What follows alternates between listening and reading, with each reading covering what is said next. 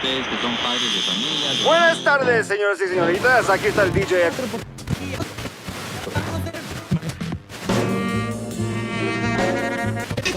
¡Silencio, delincuente!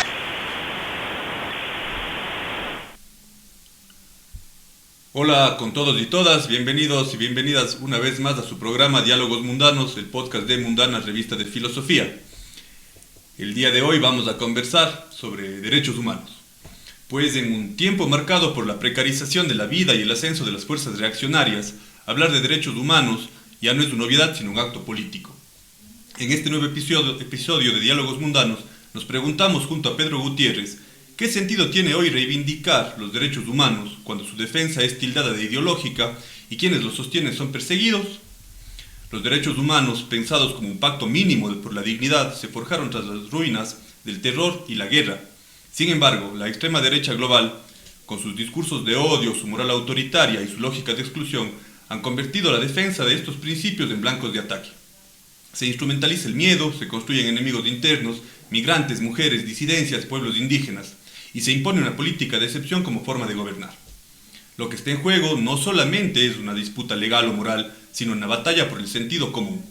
porque donde la dignidad humana es relativizada, la violencia institucional se vuelve costumbre. Frente a esto es urgente pensar nuevas formas de resistencia, articulando luchas y sosteniendo la memoria. Hoy con Pedro Gutiérrez conversaremos sobre los desafíos de defender los derechos humanos en una época de ofensivas antiderechos, sobre el papel de los movimientos sociales y sobre cómo no ceder al cinismo ni a la resignación, porque si el poder busca que olvidemos, nosotros elegimos recordar y en recordar resistimos. Bienvenidos y bienvenidas. Pedro, ¿cómo estás? Buenas tardes. ¿Qué tal, Diego? Muchísimas gracias. Igual, pues un gusto estar acá en el podcast de los espacios mundanos de la revista. Y pues nada, creo que un tema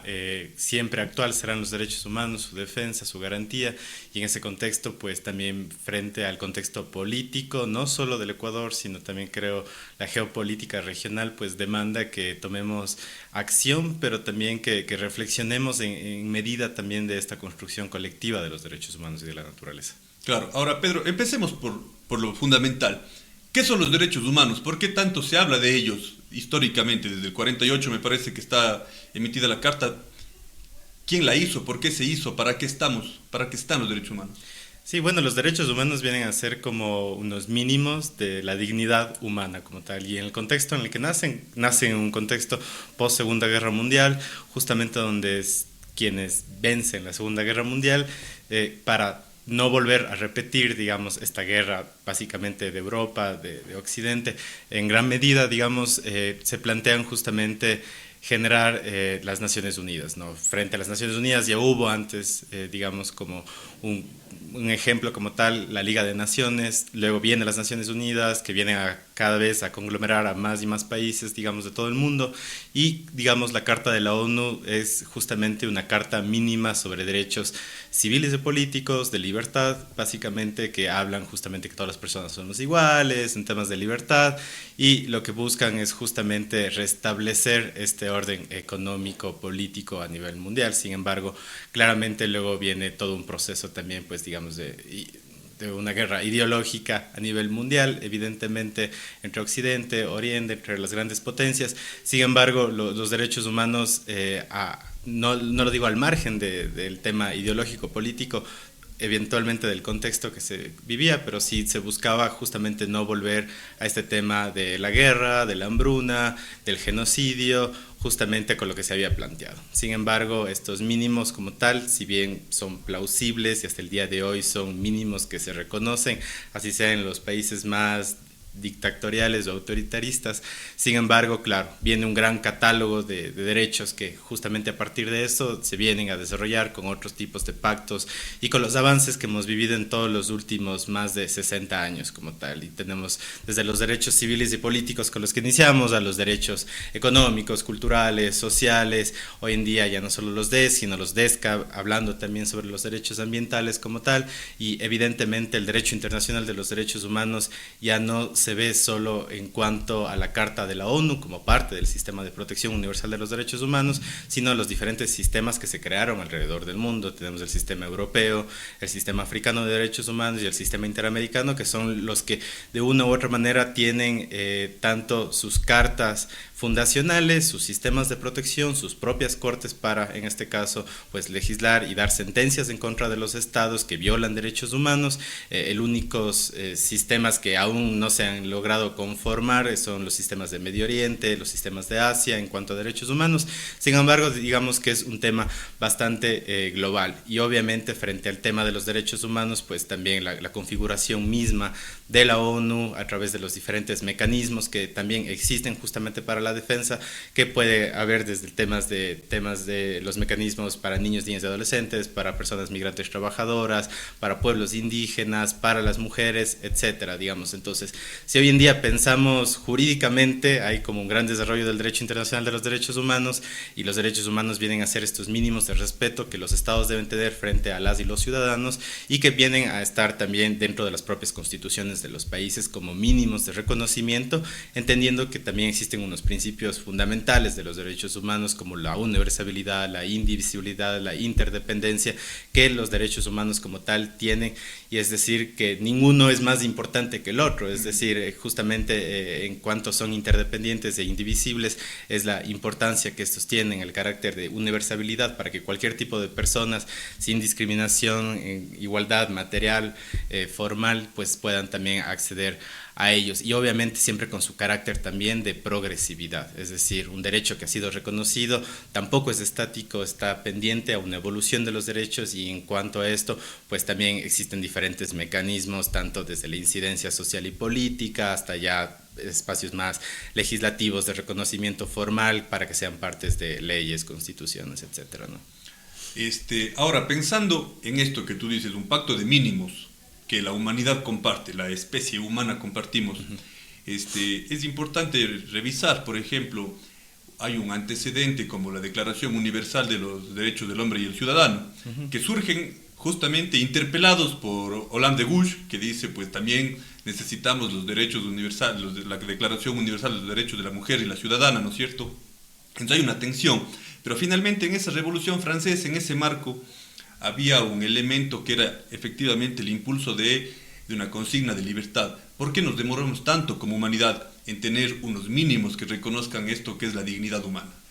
Porque básicamente, digamos, en sociedades de castas, si hablamos ya antes del siglo XX, justamente está, digamos, una relación de poder muy equidistante a nivel económico y propio de las sociedades, digamos, en este caso feudalistas, capitalistas posteriormente, que es justamente el poder que detentaban unos sobre otros. Y justamente en esa relación de poder, quienes de alguna manera tenían ciertos derechos, privilegios casi omnipresentes, y por eso hablábamos generalmente, como tú lo dices, la declaración del hombre, es decir, el hombre como lo única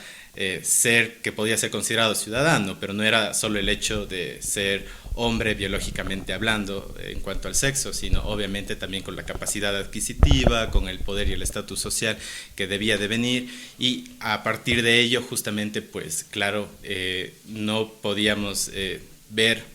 que a partir, claro, de la Revolución Francesa o demás, claro que se da una apertura, digamos, a un pequeño catálogo de derechos, inicialmente de derechos de propiedad, claramente, y también justamente que puedan regular de alguna manera quizá el sistema económico de la época, pero siempre privilegiando a unos sobre otros, y por eso es que muy de a pocos, digamos, se pueden ir hablando justamente de estas gestas o de estos procesos sociales de lucha en los cuales, claro, por ejemplo, las mujeres no eran consideradas ciudadanas, los indígenas no eran considerados ciudadanos tampoco como tal. Entonces, si vamos al inicio o al génesis mismo de lo que hoy conocemos como República del Ecuador a partir de 1830, había un catálogo muy reducido de derechos como tal, entonces que estaba determinado justamente por el ser hombre, tener propiedad privada, por el hecho de la educación, de saber leer y escribir, etcétera. Y que eso recién ha pasado los mediados del siglo XXI, como se reforma la Constitución del Ecuador para hablar ya de cierta manera quizás de una igualdad, por ejemplo, con las personas analfabetas y con las personas indígenas que no eran considerados plenamente ciudadanos. Y hoy en día podemos hablar de muchas personas que plenamente tampoco son consideradas ciudadanas porque no pueden acceder a cierto tipo de derechos, sobre todo cuando vemos en temáticas ahora en un mundo tan polarizado como el tema, por ejemplo, de la migración, ¿no? Ahora, cuando tú mencionas esto de que hay una base como un elemento y esta disputa por definir qué es lo humano, con los derechos humanos nosotros podemos hablar de una esencia humana, de un elemento que compartimos todas las personas. Digamos, y lo que teóricamente siempre se habla, por ejemplo, cuando partimos de los derechos humanos desde esta lógica más académica, es, claro, la dignidad humana compartida entre todas las personas, sin importar la nacionalidad, origen étnico, sexo, género, religión, corriente política, etcétera. Digamos, ese siempre es como el mínimo común, donde vamos a decir, pues todas las personas tenemos una dignidad y a partir de esa dignidad, pues nadie podría venir a menoscabarla haciendo cualquier ejercicio de poder, de fuerza, etcétera. Sin embargo, eso también no es tan real en el sentido de que ya en la praxis, materialmente hablando, pues existen muchas personas donde su dignidad de manera reiterada, sistemática, cotidianamente, pues obviamente sus derechos están siendo vulnerados. Y cuando hablamos de derechos en general, yo creo que sí es importante decir que cualquier derecho en el que pensamos, de alguna manera está anclado siempre a un derecho humano, porque de una u otra forma a veces nos dicen es que muy pocas cosas son derechos humanos, o hay esos mínimos que pueden ser derechos humanos, pero si hablamos de personas privadas de libertad, esos no tienen derechos. Entonces creo que también a veces no disociar esta lógica mediática que justamente la derecha trata de posicionar como, ya en último, reconocemos que hay tal vez algunos derechos humanos, pero son pocos, y hay otros... Y para los buenos. Claro, y por eso justamente ponía el ejemplo, digamos, más extremo, que son de las personas privadas de libertad, porque justamente lo que hace la derecha o lo que hacen estos grupos neoconservadores es tratar de fijar siempre un grupo específico al cual se le va a utilizar justamente para menoscabar los derechos en general. Y estos pueden ser las personas privadas de libertad, pueden ser los migrantes, que es algo muy utilizado hoy en día, pero también obviamente dependiendo el contexto y la situación política, pues pueden ser las personas indígenas, pueden ser las mujeres, pueden ser las personas LGBTIQ+, como ha sucedido mucho en los últimos años con el ascenso de la derecha a nivel regional, por ejemplo, con tildar las políticas de género como políticas que no tienen nada que ver con derechos humanos, que más bien tienen que ver con privilegios o caprichos que ciertos grupos quieren. Ahora, si nos retraemos a la promulgación de la Carta de los Derechos Humanos, hubo un debate interesante que se daba entre los países del bloque socialista y las potencias occidentales de carácter más liberal, justamente sobre el tema de los derechos de propiedad, porque finalmente la declaración reconoce la propiedad privada como un derecho humano y ahí había, digamos, una tensión que históricamente es un debate interesante. Sin embargo, el rato que se promulga ya quedó eso definido y aparentemente era este mínimo desde el cual partir y decir, bueno, los estados se comprometen a hacer. ¿En qué momento se dio la ruptura para que los derechos humanos dejen de ser esa bandera que las potencias, incluso liberales occidentales, defendían y ahora parece ser más bien el enemigo? Sí, bueno, yo, por ejemplo, partiendo un poco desde la hegemonía de los países que de una u otra forma han decidido el rumbo también que ha tomado las Naciones Unidas, obviamente tomando en cuenta al Consejo de Seguridad y obviamente quienes están ahí, que son los países que ganaron la Segunda Guerra Mundial y por eso tienen el poder de veto, a pesar de lo que ocurra. Vemos el caso del genocidio con Palestina y evidentemente el bloqueo constante que ha tenido, por ejemplo, Estados Unidos en el tema de Israel, y esto lo pongo como un contexto porque claramente siempre ha habido una situación de poder excesiva también, es decir, los países no son iguales en cuanto a su participación, tanto en los sistemas universales como en los sistemas regionales de derechos humanos, digamos, de alguna manera siempre existe una relación de poder como tal también. Entonces, a pesar de que exista eso, pues claro que hay unos intereses muy particulares, individuales, que ciertas potencias, por así decirlo, van a tratar siempre de empujar, ¿no? Entonces, de una u otra manera, pongo este ejemplo, uno de Estados Unidos como tal, otro ejemplo con mismo Estados Unidos, pero ya no en el sistema internacional universal de derechos humanos, en el sistema interamericano. Por ejemplo, es parte del sistema interamericano donde está la Comisión Interamericana de Derechos Humanos, la Corte Interamericana de Derechos Humanos, pero Estados Unidos no ha ratificado ninguna de las declaraciones como tal. Evidentemente es por eso que aún, por ejemplo, tienen el tema de la pena de muerte, etcétera, pero la CIDH funciona en Washington. Entonces, vemos que a pesar de que diplomáticamente los derechos humanos han servido para muchas naciones para, digamos, verse como buenas frente al mundo, digamos, a veces hasta caritativas de alguna manera, no necesariamente la diplomacia significa un compromiso real y material con la vigencia de los derechos humanos. Entonces también creo que es importante por un lado mirar aquello, y obviamente en los últimos años vemos que también, pues claro, ya es mucho más de frente el discurso justamente punitivista. Y aquí quisiera hacer como una dislocación de dos ideas. La una, el hecho de que sí, el avance de la ultraderecha lo que hace es no reconocer los derechos humanos y todo lo que se ha alcanzado, pero creo que ahí hay que ver la potencialidad que tienen los movimientos sociales y las izquierdas para reconocer que justamente porque se ha avanzado es que existe esta reacción de freno que tiene justamente la derecha. Y por otro lado, también es importante tener en cuenta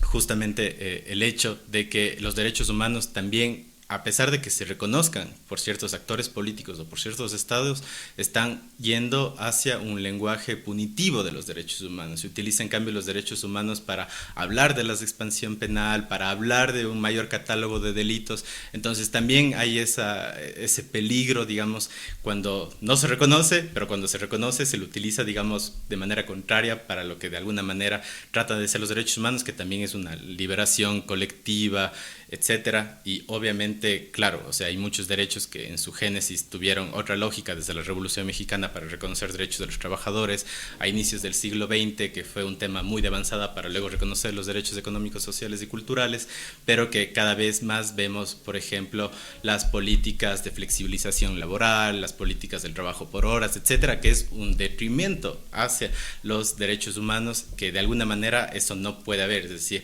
esta capacidad y esta característica de no regresividad que tienen los derechos humanos, vemos que en este último tiempo, pues en la teoría simplemente quedará como un principio, pero los estados en regímenes autoritarios o en regímenes justamente de democracias aplastantes, mayoritarias, pues no importa mucho que existan o no quizá estos mismos derechos humanos. Claro, o sea, volviendo al punto, a la creación, al 1948, y a este discurso liberal que fue el que se impuso en la agenda de Naciones Unidas,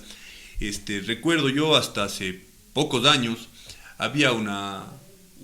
acuerdo general, digamos, de que era la Carta de las Libertades también, la Carta de las Libertades, y parece que ya no es tanto, o sea que más bien los movimientos liberales, libertarios, han puesto a los derechos humanos como un enemigo justamente por esto. Ahora, para preguntar, cuando tú recordarás, o sea, habremos visto por televisión, Nebot, en la época del gobierno de Febres Cordero, decía, ya vendrán las cotorras con la cantaleta de los derechos humanos. Entonces esto no ha dejado de estar atacado permanentemente, pero podemos las organizaciones, la militancia, los activistas, digamos, las personas que están en movimientos de resistencia, pensar los derechos humanos por fuera del marco liberal. A ver, creo que de una u otra manera, frente al gran retroceso que existe de los derechos humanos como tal, obviamente hay instituciones de las cuales no nos vamos a poder alejar, justamente porque es básicamente el reconocimiento pleno del Estado, como puede ser, por ejemplo, el acceso a la justicia. Sin embargo, claro, yo creo que lamentablemente lo que está ocurriendo en esta época también de posverdad, donde justamente la implantación a través de las fake news o la implantación de miedos generalizados que se implantan como prejuicios en las personas, que hacen justamente recuir y huir básicamente del tema de los derechos humanos, tiene una lógica bastante individualista, y ahí sí quizá una lógica bastante liberal, porque justamente estos discursos, estos actores políticos lo que buscan es justamente fundar estos miedos, implantar estos chivos expiatorios en ciertos colectivos o grupos sociales, para a partir de ello justamente tratar de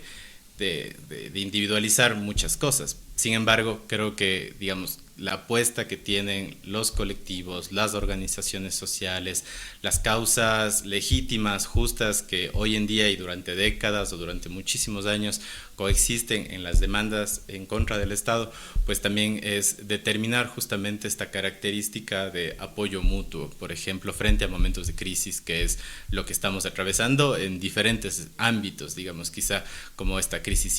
civilizatoria, ambiental en la que estamos hoy en día, que justamente también ya rebasa y obviamente sigue teniendo una crítica a la política neoliberal, al liberalismo como tal. Sin embargo, ahí creo que Ecuador sigue y mantendrá teniendo una potencia que no es solo discursiva a través de la gran constitución que tenemos de avanzada, sino también justo ante las prácticas ancestrales y comunitarias que también existen, que más bien creo que ahí hay que hacer de alguna manera una crítica desde el mestizaje también, justamente de muchos procesos individualistas que existen, pero no hay que dejar de lado tampoco el contexto político partidista que atravesamos también como país, porque evidentemente eso también ha fraccionado mucho al movimiento social, ha fraccionado también el discurso que se ha tenido de derechos humanos en uno u otro momento de diferentes agendas. Y hoy más que nunca, quizá creo que estamos ya ni siquiera, y esto tenía una conversación con una amiga ayer y decíamos, como hace años pensábamos, por ejemplo, si pongo a la población LGBTIQ+, como cuál puede ser la agenda que pueden tener, y en su momento, hace 7 años que se consiguió el matrimonio civil igualitario, se decía como, bueno, quizá la siguiente punto en la agenda va a ser el acceso igualitario a la adopción, por ejemplo. Pero hoy en día la demanda esencial, si es que queremos unirnos como movimientos sociales, pues va a ser el acceso a educación, el acceso a medicamentos, el acceso a un trabajo, y quizá luego estas otras agendas que no digo que son menos importantes, pero que no son tan urgentes como sostener la vida desde los temas ya tan básicos de estos derechos económicos, sociales y culturales que creíamos de alguna manera que ya se habían vencido, pero hoy en día tenemos a un gobierno que hasta nos quiere tratar de vender la desnutrición infantil crónica como si fuera, como si no fuera un problema que de alguna manera se trató de solucionar en los 80, que se creía que se había pasado, y regresamos a hablar de eso, pero ahora desde una venta del marketing, de la publicidad, también como pensemos en los niños y en las niñas, y por eso hay que aprobar el casino, por ejemplo, con la nueva pregunta de la consulta popular. Entonces se busca justamente, a veces el liberalismo como busca, por un lado, el chivo expiatorio de a quién le vamos a echar la culpa de todo, y por otro lado de cómo vamos de manera utilitarista también a utilizar, por ejemplo, a personas de grupos de atención prioritaria como para decir, aquí sí vale hablar de estos derechos como temas de desnutrición y de salud, pero al mismo tiempo vale que no le dé ningún tipo de atención, digamos, a funcionarios públicos del Ministerio de Salud Pública, al IES, etc. Cuando uno revisa, por ejemplo, la historia de los relatos de la derecha, de los grupos de poder, del discurso hegemónico, siempre ha habido un ataque permanente a los derechos humanos, pero en este tiempo tal vez se siente con más fuerza un recrudecimiento de una retórica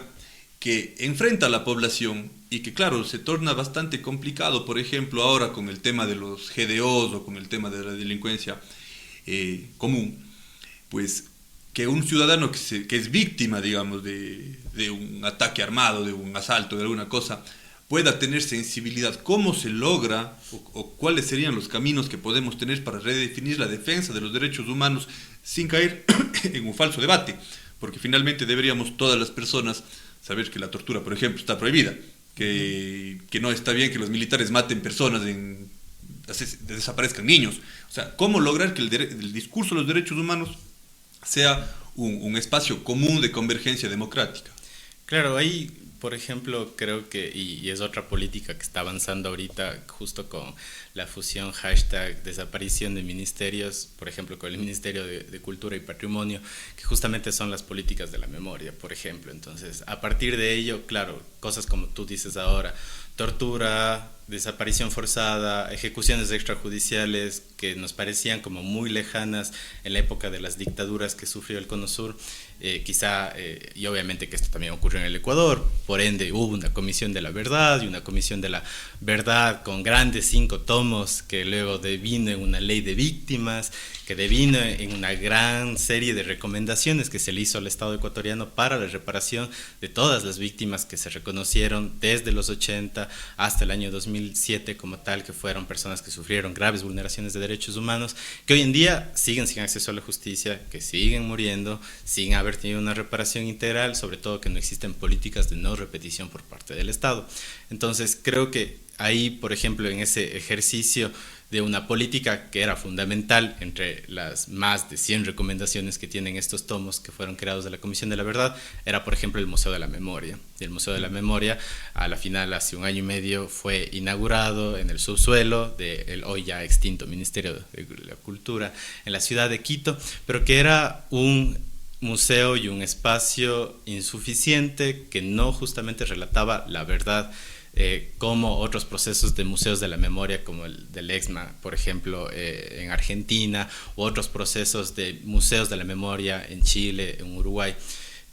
que han suscitado. Entonces los propios comités de víctimas, recuerdo a Clara Merino, que justamente estaban al frente de esos procesos, y decían como aquí no se está haciendo ni justicia, ni verdad, ni reparación. Entonces claramente si llevas la memoria de todo un grupo poblacional que vivió graves vulneraciones a los derechos humanos en casi 40 años de la historia del Ecuador, a que estén en un subsuelo donde es inaccesible para la ciudadanía, donde ni siquiera existen relatos que realmente puedan decir que son fidedignos sobre lo que ocurrió y cuál fue la responsabilidad, ni la participación de actores políticos, de actores de la fuerza pública, de militares y demás para el desaparecimiento, muerte, etcétera.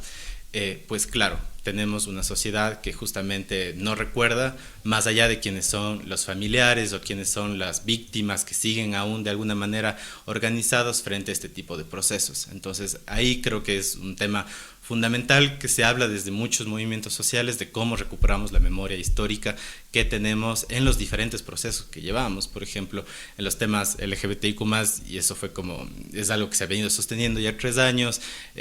donde van confluyendo un trabajo interdisciplinario que puede ser justamente desde el arte, desde los derechos humanos, desde ya la praxis social como tal, por ejemplo, con la Noche de los Abanicos, que lo pongo solo como un ejemplo de muchos otros ejemplos que existe, como puede ser el propio Puente Vivas Nos Queremos, que es otro ejemplo desde otro lugar también, pero también habla de la memoria, del acceso a la justicia, de la vulneración de los derechos humanos, de cómo hoy en día también creo que los movimientos sociales necesitamos estrategias creativas para poder incidir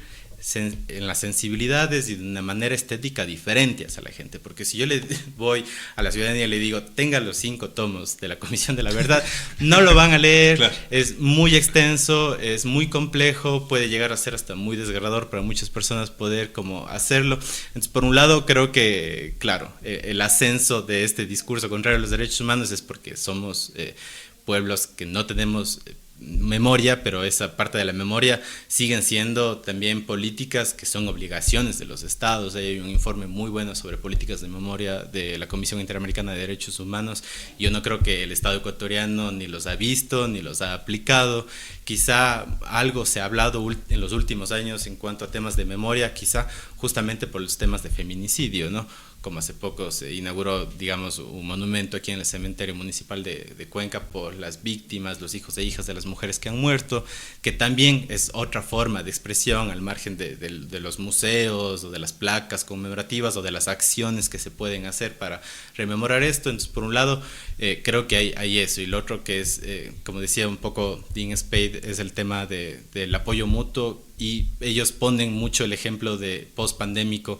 que existió, digamos, con la muerte de George Floyd, y justamente cómo hay el tema de la movilización en el que la ciudadanía llegó por fin a ser más, numéricamente hablando, que los policías y que los militares que en ese momento resguardaban las ciudades, para justamente desplazarlos y llegar a tener otro tipo de convivencias de cómo hacemos fondos para hacer las fianzas, para que la gente salga, de toda la gente que estuvo protestando, de cómo vamos a sostener el hambre de las personas que están saliendo en estos momentos a la calle, cómo tenemos a médicos o personal de la salud que está brindando ese tipo de contingencia como tal, quienes están escribiendo cartas a los presos políticos, etcétera, como otro tipo de sensibilidades que quizá, y evidentemente en nuestro contexto también tenemos con octubre del 2019, donde quizás vimos un tema más comunitario de sensibilidades, de formas diversas de cómo en crisis el apoyo mutuo, solidaridad, puede tener, digamos, otro tipo de connotación, pero que también se termina diluyendo porque estamos en procesos justamente donde sostener la vida frente a la precarización, que significa justamente hoy en día ser ecuatoriano o ecuatoriana, pues de una u otra manera también mi energía vital puede estar puesta en llevar un plato a la mesa de mi casa o en tener otro tipo de actividades que no sea lo colectivo. Entonces ahí hay como una brecha que tratar de cerrar justamente como para mirar cómo no avanzar con, digamos, esta derechización de alguna manera de la vida. Ahora, cuando tú mencionas esto de la memoria me parece sumamente importante porque se dice que los pueblos sin memoria están condenados a repetir su historia. Pero si analizamos, por ejemplo, tal vez dos países, por no irnos más lejos, un poco lejos geográficamente, pero si tomamos Alemania, por ejemplo, víctima de todo lo que fue el nacionalsocialismo, si tomamos el Estado de Israel, víctima profundamente de lo que fue el nacionalsocialismo, hay museos, hay toda una política, están elevados a nivel constitucional, la política de derechos humanos, y sin embargo parecería que la memoria ya se ha desvanecido. Y ahí entra justamente la construcción de este nuevo relato fascista. Pero ahí preguntarte, ¿por qué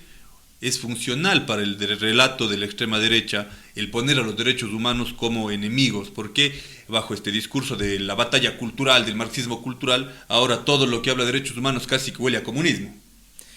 Claro, bueno, y iniciando por el ejemplo que vos das, claro, del genocidio que sufre el pueblo palestino a manos del Estado de Israel y financiado básicamente por Estados Unidos y con la anuencia en ONU justamente por el mismo Estado de Estados Unidos, pues hace poco conversábamos con una profesora colombiana y decíamos como, bueno, ¿por qué nos seguimos desgastando intentando conocer más, ver la buena práctica que puede ser acceder, por ejemplo, a los sistemas universales o interamericanos de derechos humanos, si hoy en día estamos viendo tan de frente que son insuficientes y que claramente necesitan, digamos, una reforma o si no es una refundación quizá de estos mismos espacios, ¿no? Entonces, claro, también, y esto para no quedarnos en el pesimismo de la crítica, decir que, claro, hay cosas que dentro de los sistemas universales regionales sí funcionan, hay mecanismos que sí funcionan de alguna manera para ciertas víctimas, para ciertos estados y personas, pero que también hay que dejar como claro que obviamente hay cosas que hay que cambiarlas de alguna manera también dentro de los estados, y esos son ya temas mucho más diplomáticos, y esos son temas que claramente el movimiento social ni los ciudadanos de pie va a poder tener una incidencia política directa ahí. Sin embargo, eso por un lado. Pero ya directamente a lo que tú dices, Diego, creo que, hoy en día, y justo escuchaba un podcast de Conectas el día de ayer que decía, ¿por qué ya cada 6 de cada 10 jóvenes ahora simpatizan mucho más con la derecha en América Latina? ¿O por qué les parece que las propuestas o el discurso de derecha es mucho más convincente, seductor, que hace 10 años quizá eran 6 de 10 quienes estaban a favor de quizá políticas o partidos políticos de izquierda como tal? Entonces creo que sí hay mucho, no sé, este tema de la individualidad, pero también como aún se sigue vendiendo mucho el tema de exitoso de ciertos regímenes que están avanzando en la región. Obviamente tenemos desde Bolsonaro en su momento, luego tenemos obviamente también a Milei, tenemos actualmente a Bukele, pero también ha existido, digamos, también desde el lado de las izquierdas, justamente cómo se ha vendido igual hacia los medios de comunicación y cómo se ha impregnado, digamos, en el imaginario colectivo, sea como las dictaduras de Ortega o en este caso también de Maduro con Venezuela. Digamos, como siempre se trata de vivir en esta dicotomía y esta contradicción izquierda-derecha, pero quien está avanzando en ganar el relato evidentemente es la derecha, porque la derecha tiene los medios de comunicación tradicional comerciales justamente a disposición para poder implementar mitos y a partir de esos mitos y prejuicios luego hacer que la gente tenga una creencia y por tanto en base a esa creencia que puede ser y que también tiene matices, ¿no? Que también es muy poroso de afirmar exactamente si una u otra es una dictadura como tal. Digamos, hay elementos que hay que tomar en cuenta y desde el pensamiento crítico claramente, pero sí la derecha al tener, digamos, esta dominación también hoy en día simbólica bastante, pues evidentemente lo que hace es justamente decir a las personas como, ok, si tú quieres ser una persona exitosa en este mundo capitalista, pues claramente lo que debes hacer es trabajar, acumular, básicamente políticas de desposesión, extractivismo en cualquier lógica que podamos pensarla como tal, no solo como extractivismo minero, que tal vez es algo como que Gobasoyas de soyas hoy en día nos suena bastante, sino como desde el extractivismo académico, de pensamiento, de saberes, culturalmente hablando, también justamente para luego posicionar como esta idea de bienestar individual, que claramente es aspiracional. Y también justo eso, conversando con alguien hace poco, nos decía un gran problema a veces del ecuatoriano promedio, un poco con todo lo que está pasando de la crisis, de poner en contra de la Corte Constitucional, de estas leyes de carácter económico urgente que no tienen nada de carácter económicamente urgente como tal, es justamente que también esta aspiración que nos ha vendido la derecha durante tantos años nos ha hecho pensar que tenemos como que si bien somos clase media o clase baja media, en gran mayoría en conglomerado de la ciudadanía, pues tenemos esta aspiración de élite constantemente. Y esta aspiración de élite es justamente la que nos permite legitimar que haya vulneración de derechos humanos, que haya políticas económicas que privilegian a pocos sectores económicos que pueden ser hasta, y son de hecho los mismos de quienes están hoy en día en el poder en el Ecuador. Entonces, ¿cómo vencer esta aspiración individualista, capitalista, que es una falacia al final del día? Creo que claro, de alguna manera podríamos decir como motivando el pensamiento crítico, pensando, digamos,